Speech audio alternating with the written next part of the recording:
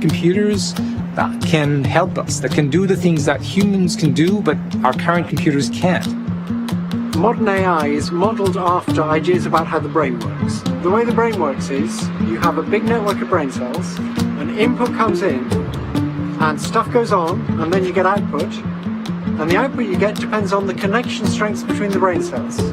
If you change those connection strengths, you change the output you will get for each input.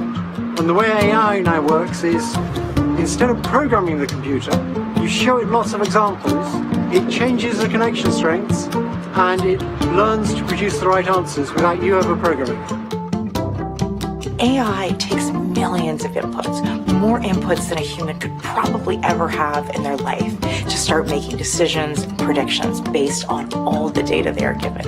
And so you can quickly see how this can become incredibly powerful and incredibly quick as we start to develop these. Now with AI, what we're able to do is we're able to get the computer to test all those different branches themselves, get the program itself to see what the different consequences are, and you just have to set what is a desirable consequence or what is an undesirable consequence, and the computer will figure out rapidly all the different options and decision trees out there. I think we're going to see the learning methods we've got already have dramatic effect on many industries and solve lots of problems. They're helping us target tumours in medicine. They're helping correct climate computations. We should be able to get much better at education. I think there's a lot of new areas that are going to open up. I think that's part of the excitement of it, that this is pure science on a certain level that will lead to very tangible, very pragmatic discoveries. But as we go there, we have to be open to being surprised by what comes out along the way.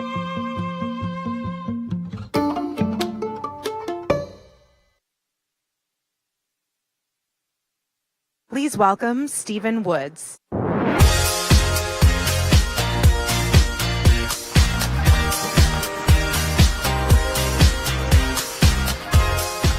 Thank you. I'm honored, very honored to introduce our next guests. One is the leader of my country, and the other is the leader of my company. No pressure. For a little more than 10 years, I worked in Silicon Valley, where I created and ran a few startups. I made some good bets during those years. I made some bad bets too. But nothing for me has paid off, quite like my bet to return to Canada and Kitchener-Waterloo just over 10 years ago to oversee Google Canada's engineering operations. Basically, at that time, I was going long on Canada. And today that bet is paying off in many, many ways. Canada is a global leader now in artificial intelligence, the technology that's going to change our world the way the combustion engine changed it before. And this is not by chance. There are so many pieces coming into place for our country and our communities that are responsible for this moment we're here to discuss today. Last week, Eric Schmidt sent out a series of tweets on how countries in our country need to place their own bets when it comes to research and development. Specifically, he called out 4 pillars undermining Canada's successes: government investment, research excellence, large companies setting up shop and investing in the country, and a vibrant startup community. I'd like to suggest a 5th pillar for this list. The latest census numbers for Canada indicate that 22% of Canadians were born elsewhere. A majority of Torontonians identify themselves as a minority today. Canada's potential lies in our capacity to leverage our diversity. Or, as Prime Minister Justin Trudeau puts it, Canada is a strong country because of its differences, not in spite of them. So let's dig in this coming event into what's behind this moment and how we can build on Canada's big bets on AI. The last time I met Prime Minister Justin Trudeau, he was giving an impromptu lesson on how algorithms work to a room of 5th graders. He nailed it. He knows how to write C++, in case you're wondering. But more importantly, he's working hard every day to cement Canada's place in our future economy. Eric Schmidt is the executive chairman of Alphabet. He's responsible for the external matters of all of the holding company's businesses, including Google, advising their CEOs and leadership on business and policy issues. Eric joined Google in 2001 and as CEO for 10 years, working alongside our founders, Sergey and Larry. He helped grow a company from a Silicon Valley startup to a global leader in technology. Ladies and gentlemen, please welcome to the Go North stage Canada's 23rd Prime Minister Justin Trudeau and Alphabet's Eric Schmidt.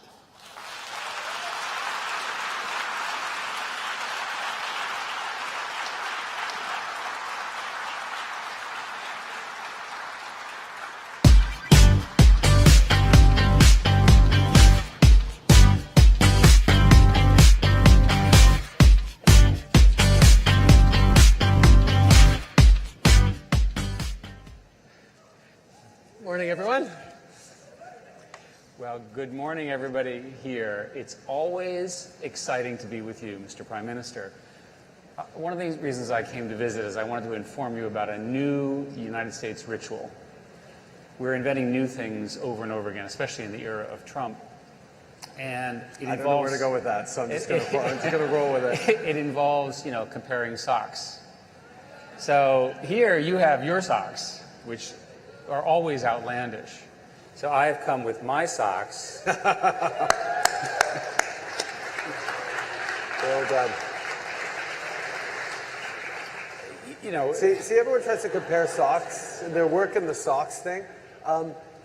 It never bothers me when people have better socks than I do, because they're playing my sock game, and that's a good thing. How liberal of you, Mr. Prime Minister. I thought we should start, first place, thank you for coming, and thank you all for being here. I thought we should start by trying to understand what you're trying to do with tech and AI here in Canada. You've done a lot, and you've done it very quickly. In 2 years since we've been working on this together, you and I met when you first were elected, and you said you were going to do this, and a lot of politicians say they're going to do stuff. You've actually done it. What are you trying to accomplish?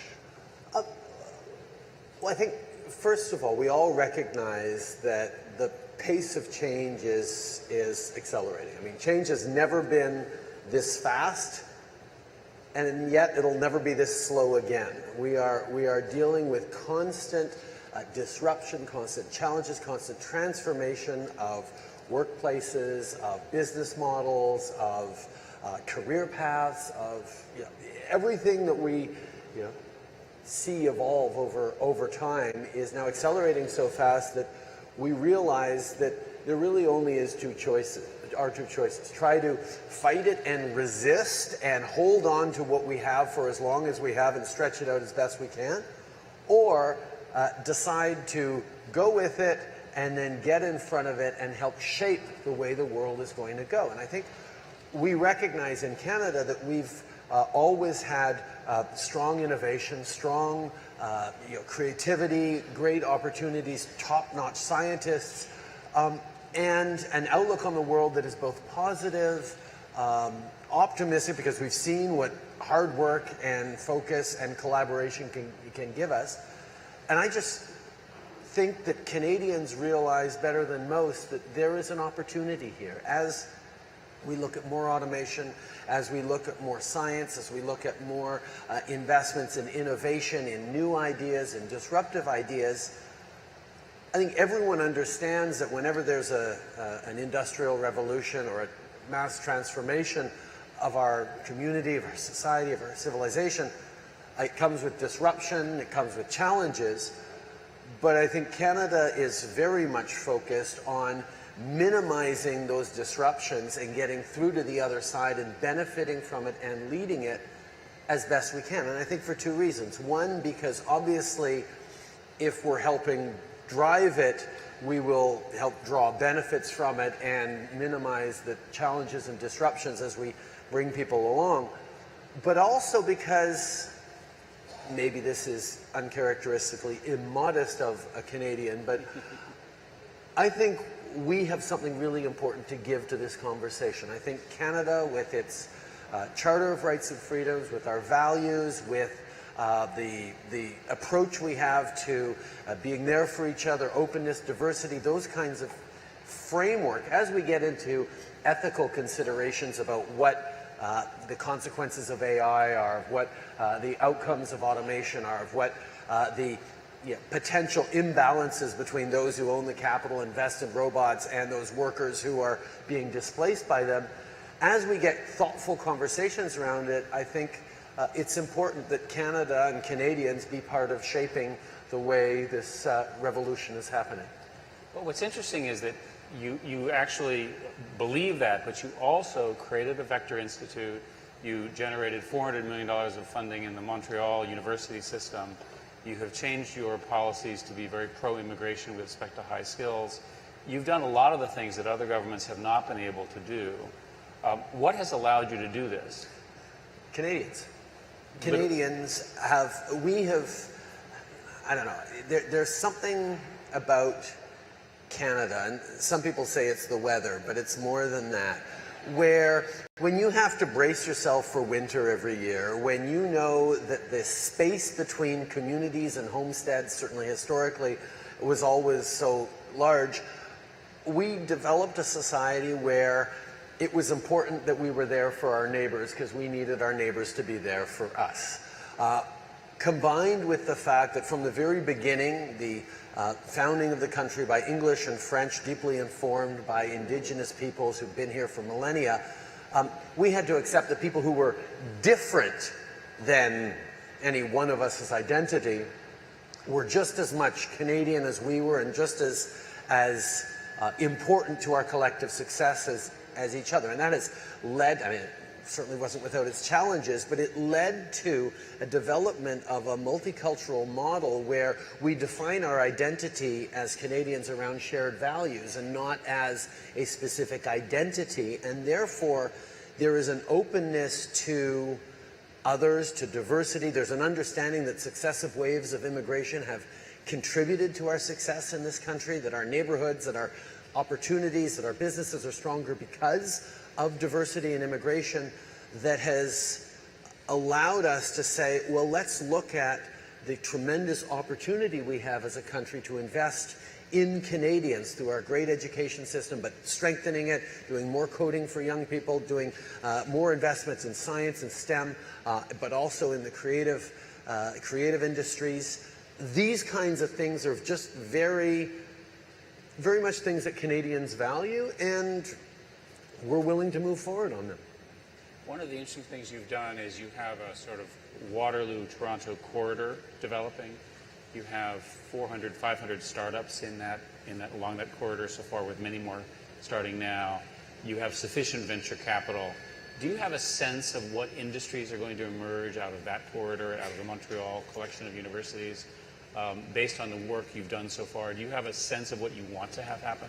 Well, I think, first of all, recognizing that corridor, recognizing what Waterloo has been able to develop, quite frankly, recognizing that we were tired of watching Google poach away our best graduates from University of Waterloo and suck them down to California. They're really, really good. We started to see over the past years people coming back from Silicon Valley, people realizing that there was in itself being closer to the pipeline of raw talent that Canadian universities produce, the extraordinary advantage that comes from our immigration policies, and the search for good places to invest global capital, whether it's angel or venture or just investment capital, realizing that Canada offers a stability and an opportunity and a growth potential that is extraordinarily exciting, means that instead of losing all our brains, at least for a few years, to go down south before they come back and realize that it's better to start a family here and build a future in Canada, we're actually seeing a lot of people come to Canada and invest in Canada and realize that this is an ecosystem worth building up. Now, as to what it's going to give, I think I'm as excited as anyone else to say that we're not entirely sure. But I know that investing in innovation, investing in Canadians' capacity to be creative, to figure out solutions, to work together, to challenge each other, to challenge the world in a way that is both uniquely Canadian and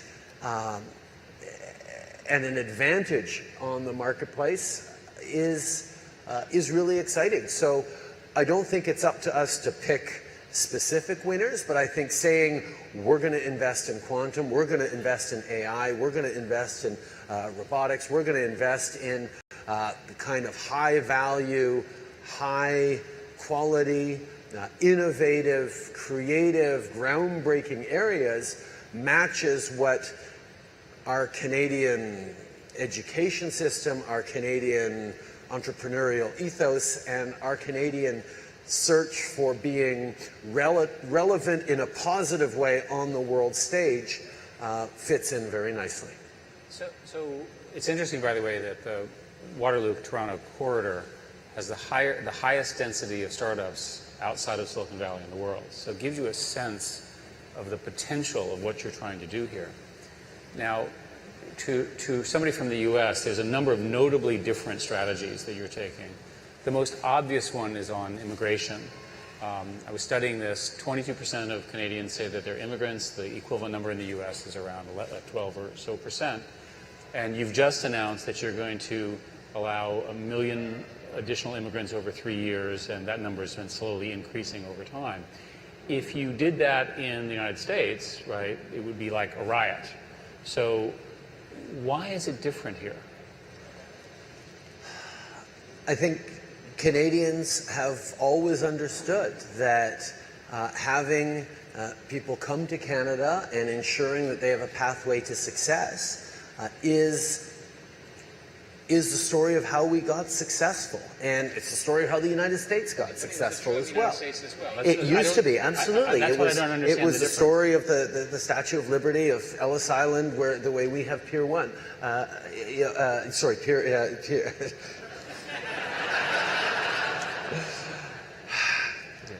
We have the same stories of immigration, and we keep Pier 21, is it? Yes. We have the same stories of immigration that you did, except we remember that, or we realize that it is more important now than it ever has been before. That in a globalized world where we're competing as a country of 35 million people with massive economies, we need to bring in and draw on all Canadians. We're looking at an aging demographic. We need to bring in more people. We need to do that in a way that that ensures their success. We know that people arriving in a country, making the decision to uproot their families and move to a new place, are self-selected to be ambitious, forward-thinking, brave, builders of a better future. For someone to choose to start a new life in the hopes that their kids will have greater opportunities is a big step. And over generations, people making that decision has what has led to the success of North America. Just for Canadians, perhaps less so for Americans, we realize that that hasn't changed. We continue to need to draw in people from around the world and give them pathways to success. And that pathway to success for them, for their family, will lead to success for their community and for our entire economy. So not only are we investing in increasing immigration, we're also investing in increasing integration and immigration services and support so that people can learn the language skills they need to succeed, because perhaps generations ago you could come with not much of an education, not many language skills, work hard and build success for yourselves and your families. Now we know that education, that knowledge, that interpersonal skills, that programming skills or STEM skills are much more important in creating that success from scratch. It's not just about wanting to work hard, it's being able to work smart as well. So making sure we're investing in those pathways to success is an integral part of our immigration system, and we're going to continue to do that. It doesn't mean that we're, and I've said this a few times, it's not that we're some magical place that doesn't have worries about immigration, worries about security, worries and division along intolerant lines. Every society has that. We just made a very deliberate decision as a country in 2015 in the election to go in a different direction. And I put it to Canadians, I said, look, we can be fearful and closed in, or we can take advantage of what we've always been successful for and know that we can figure out our biggest challenges if we pull together and work together. And that's the choice that Canadians made, and that's what I'm working hard to deliver on. So I want to come back to relationships with the United States and then domestic politics and so forth. But one final subject on innovation is a remarkable product that you sort of argued through and developed with the Premier and the City Council and the Mayor of Toronto, was the development of the waterfront. And as you know, because you did it, this was a very large competition and so forth, and we were very fortunate to have been awarded that through our subsidiary Sidewalk Labs. So not only are Canadians inventing the future of AI, if you will, machine learning, and I should say right here that we are enormously thankful to Canadians for inventing all this stuff, because we now use it throughout our entire business, and it's a major driver of our corporate success. So we owe you, right, and we remember. We'll make sure that works out. You're going to come back for that, okay? Should never we say have this. it on record that he owes, that Google owes Canada. We absolutely owe Canada. That was a mistake. Anyway. And as you know, we have more than 1,000 employees here. We're investing heavily in 4 centers. DeepMind, Demis, who's a hero of mine, just spoke. And their first non-British operation is, in fact, in Edmonton, with another one coming as well in another part of Canada. So we are invested, and we're going to continue that, as you know. But the real news in the last little while has been the development of a new model of a city. How did you come to this idea? Very, very few, in fact, like 0 governments in the world have come to this except for Canada and under your leadership. I think Canadians spend all our time, many Canadians travel around the world. We've a very global outlook in not just where we travel, but what we consume, what we look at. And I think everyone is aware that there are cities that do traffic and livable cities in extremely innovative and exciting ways. And I think that's something that we recognize that there's a tremendous opportunity for. And the opportunity of the waterfront that has been undeveloped or underdeveloped, certainly in a residential and livable way here in Toronto, gives an amazing opportunity to leapfrog, to innovate, to say, okay, cities sort of grew organically into what they are and how they work, but here's almost a blank canvas that we should be really, really bold about trying some new things and encouraging some of the smartest or most innovative people to come in and figure out what could a city from the future look like if it wasn't built on the bones of past cities and past civilization, past attempts and failures and successes. So I think there's an opportunity here to reinvent the wheel in a way that has a lot of people thinking differently about it. And we're happy that Google and Sidewalk Labs has gotten engaged in this. And there's a lot of other people as well saying, okay, here's a really great area, really close to a significant global urban core that should be a great opportunity to invent a better city. Was this something that you had wanted to do for a long time? Had you been secretly thinking about doing this as part of your own innovation agenda? I studied environmental geography at the graduate level just before getting into politics, which means I never finished my thesis, but I did most of the coursework.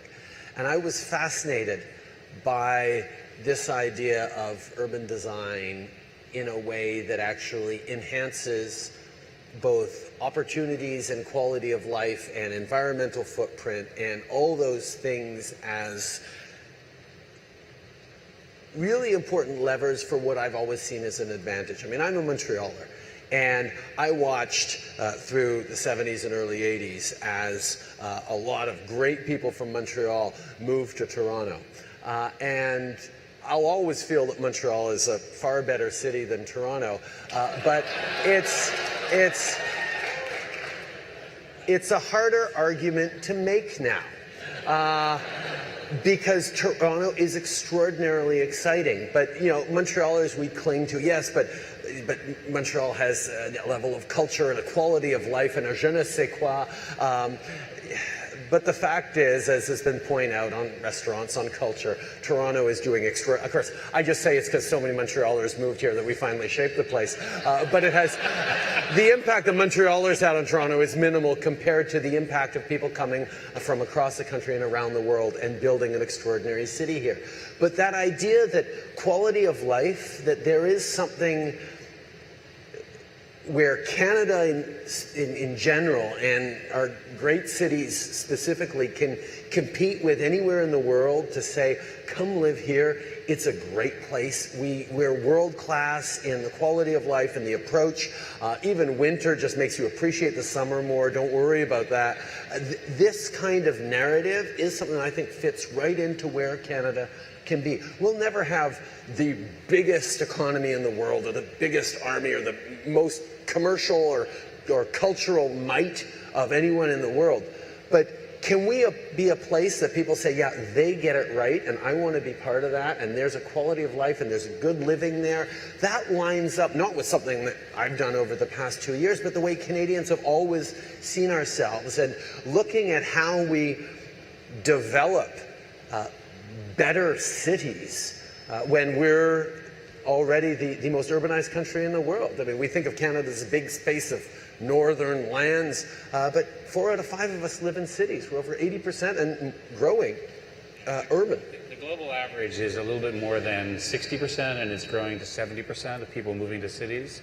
So part of our idea was we've got to get city living right, which means it has to work, it has to be safe, education has to work, people have to be able to work together and live together, and Canada, of course, is a perfect model for that. And for the record, Mr. Prime Minister, we invest in both Montreal and Toronto. Yes. Okay, so we're clear. But he's also pointed out they need to invest more, and I'm going to hold him to that. Do you, again, this may be the uniquely Canadian aspect of it. One of the things that you did is you created something called Waterfront Toronto, which unified the authority from yourself all the way down. I think that's part of why it has worked so well up until now. In my experience traveling around the world and dealing with other governments, there's usually a lot of internal tensions that prevent any form of progress. Is that a Canadian model? Is that something that you just said, let's do this, because otherwise it will take decades?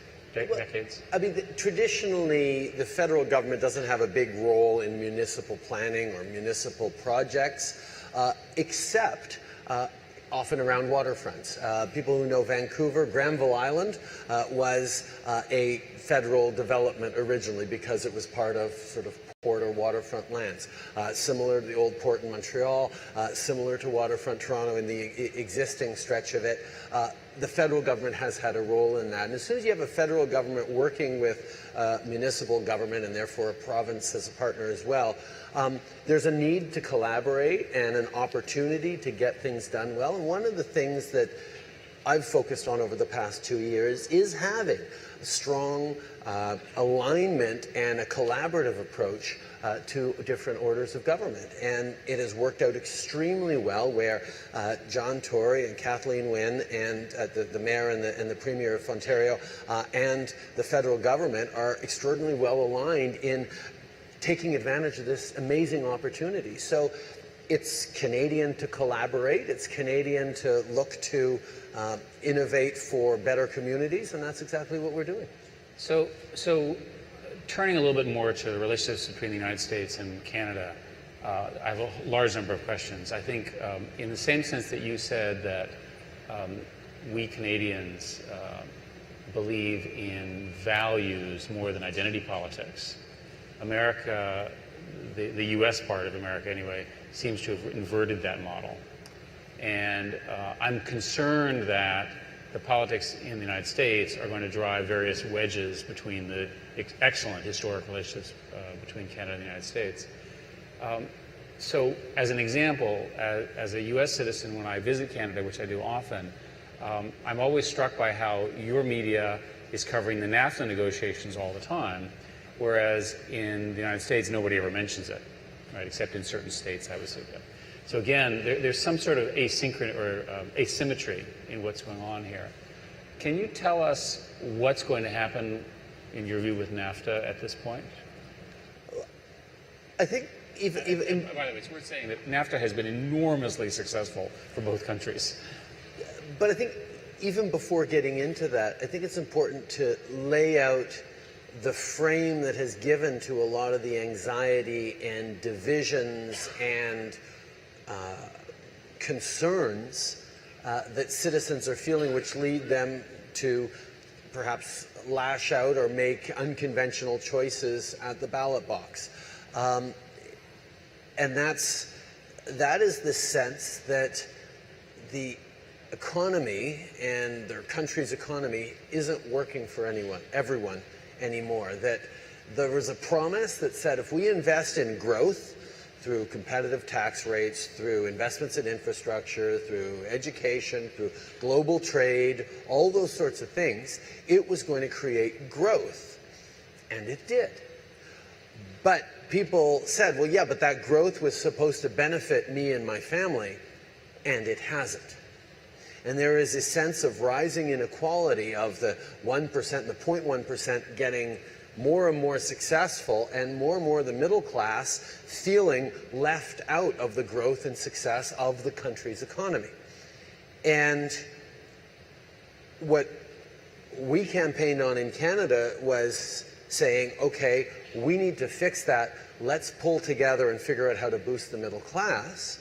Whereas in other places, that anxiety can lead to, okay, we have to fix that by shutting down borders, by going with America First, for example, that when we look at what creates growth in global economies is actually going to harm growth. We know that, for example, that as nice as it is to say that shutting down NAFTA will mean, the president says shutting down NAFTA will mean benefits for American workers, that's actually not true. That NAFTA has created at least 9 million good jobs in the United States directly linked to trade with Canada.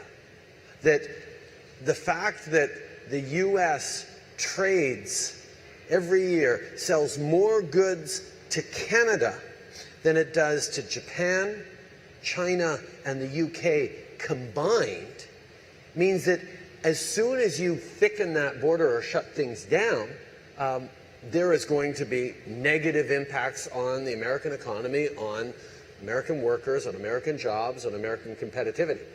Of course, there could be way more impacts on Canada because we are much smaller and more dependent on the U.S., but at the same time, it's going to hurt if we fail to move forward with NAFTA. And much of our approach in Canada has been not talking about how we need to protect NAFTA for our own interests. It's actually making the argument in the United States to governors who know that their state is number one export destination is Canada. There's about 35 different states like that, 48 for whom Canada's in the top 3.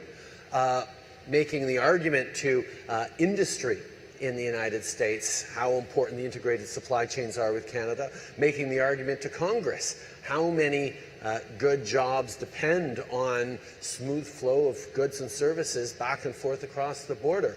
All those arguments, which, as you point out, are harder to make because we in Canada pay a lot of attention to the United States, and the United States doesn't necessarily pay as much attention to Canada. So taking this opportunity to make the case once again, not just for trade with Canada, but for trade in general as a way of growing that middle class that has felt left out by global growth, is going to go a long way towards allaying some of those fears and anxieties that lead to division and envy and social upheaval and unrest. It's interesting that we're in a converted brick factory here, and because we're in Greater Toronto, the brick factories gets repurposed, right? It probably generates more net profits than before, whereas if it were in an isolated part of North America in one of the countries, it might not be able to. So the shift from rural to cities, right, which is advanced in Canada and advancing in the United States, is probably a main driver of these economics.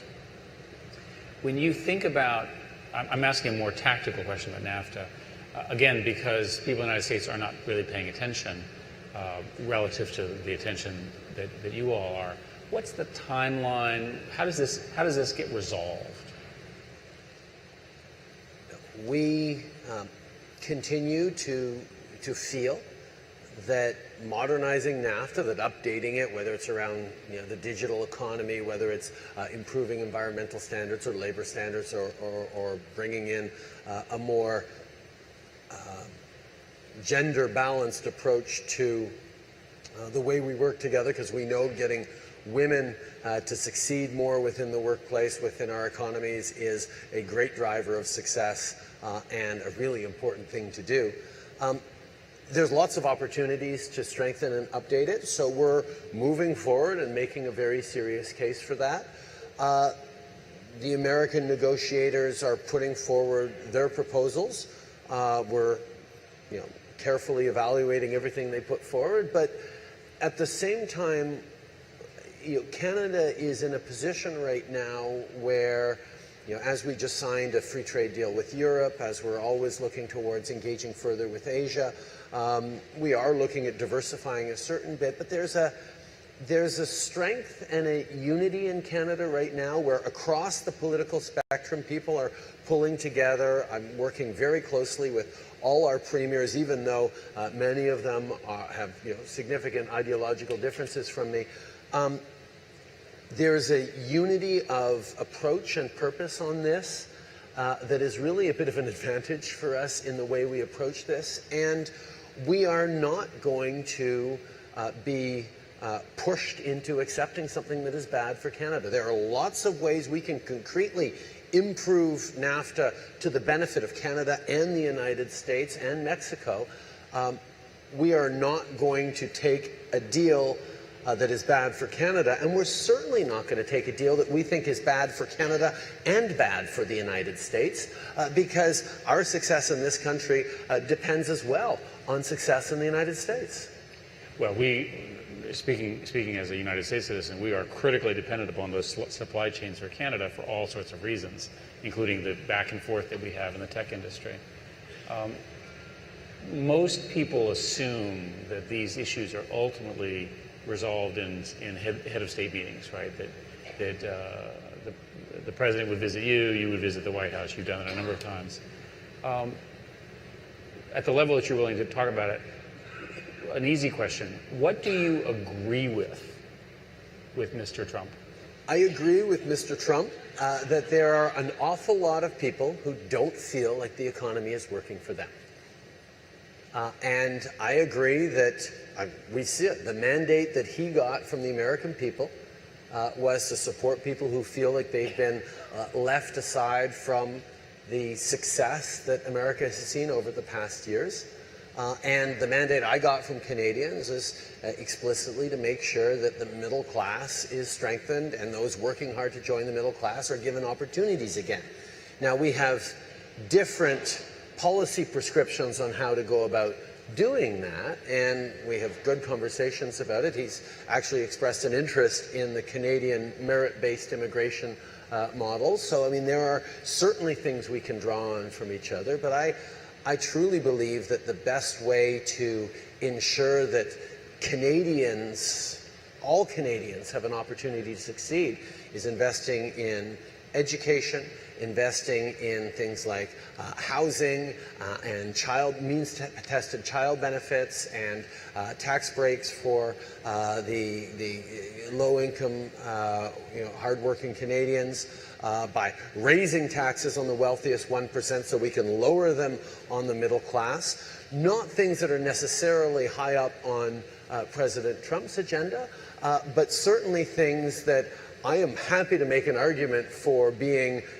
successful. And what we've seen for 2 years in Canada of having invested in infrastructure, which is something we do agree on with our neighbors south of the border, but also putting more money directly in the pockets of the people who need it, is suddenly we have the fastest growing economy in the G7.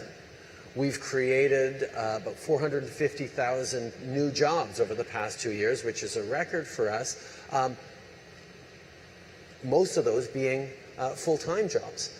These are markers that show that we're on the right track in terms of saying if everyone is more confident and more engaged in our collective success, there's an acceleration principle that means we're going to do great. And that focus right there is certainly something that we look at trade and progressive trade agendas, ensuring labor standards, ensuring environmental protections, ensuring gender standards and expectations as well, is going to do a better job for our citizens and for the citizens of the United States in seeing that middle class success that hasn't just been a problem for North American countries, but that we see challenged right across Western developed economies. So in the few minutes we have left, I'd like to explore a little bit what it's like to be a new, young global leader from your perspective. Not that young anymore.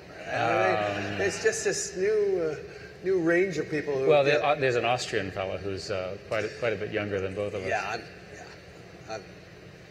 I disagree with him even more than I think I disagree with President Trump. So that's... Okay, well now we're beginning the conversation, so that's good. One of the things about democratic political systems is that they tend to have a certain age bias, and then there's a breakout. President Kennedy was an example of this. To some degree, President Obama was something of that. And then sort of everybody ages for a bit, and the culture sort of stays the same, and then new leaders come along. President Macron is another example of this in France, and an unlikely but very interesting choice out of their political system. So the system gets sort of locked, and then new leaders come out. Do you have an opinion about how you differ from the generation that preceded you of leaders here? A typical analysis would be digitally native, far more global, far better educated, all of those kinds of things. How does it feel when you're in the meetings? When I was at the G7 meeting, I won't say who, but I was giving a speech, and one of the G7 presidents was so old he fell asleep during my speech, which may have been a comment about my speech, but is more likely a problem of age. I'm not touching that one. I think you said digitally native. I'm not digitally native. I'm a Gen Xer. We didn't grow up with the internet. We helped invent the internet. We developed the way it would get used. I mean, I was the last generation of pre-Google university students. I was, we still look for things in libraries. When I was a teacher, we were just coming into how you'd take the computer lab out of the computer lab and start putting it into classrooms, or teaching young people how to be more powerful users of technology. So we're sort of the transition. We knew how it used to be, we see how it is now, and we've thought about that bridge. So I think this generation is going to be very important in helping keep what was good about before and not lose it as we deal with this generation that is just looking forward almost exclusively. But one of the keys to the generational change that I was a part of was actually drawing on much younger people than I in our political campaign, reaching out to millennials, reaching out to young people who got a reputation for being disconnected and sometimes apathetic, but when you scratch that cynicism, you realize that it's more of a reaction to caring so much about the world and being frustrated that they weren't given the tools to help shape it. Because these young people have incredible ideas about what is broken, about how to fix it. Every young person wants to help shape the world around them. And we as a political party really made a deliberate effort to reach out to fold them into politics, not just as door knockers and envelope stuffers, of course they did that too, but as drivers of policy, of innovation, of being part of shaping not just the substance of the conversation we were having, but the way we were having those conversations. And as we fold in the next generation of young people, I think we'll well, one of the results of the pace of change we're facing is I don't know that there will be big leaps. I think there will be a better range, and I'm quite delighted that I will be one of the, in my mid-40s, it makes me the older of the three main party leaders. Do you believe that there is a political fundamental difference between the older voters that support you and oppose you and the younger voters that support you and oppose you, or is it not really age determined? I don't think it's all that age determined. What we found in politics is getting university students involved in volunteering and getting involved in politics was reasonably effective and straightforward.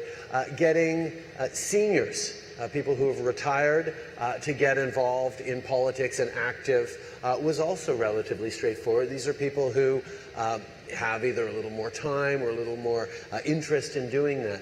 People who are in the thick of their careers and family and soccer practice and everything didn't have as much time to devote to the active engagement in politics that so much of the machinery of politics, of door knocking, of conversations, of rallies, all those things necessarily had. And I found actually that pairing of young people and seniors talking about the way the world is, the way the world can be, young people thinking about the future, seniors thinking about legacy and about the way the world could be, and drawing on all their lived experiences to try and avoid some of the mistakes that happened in the past, was an extremely potent combination. And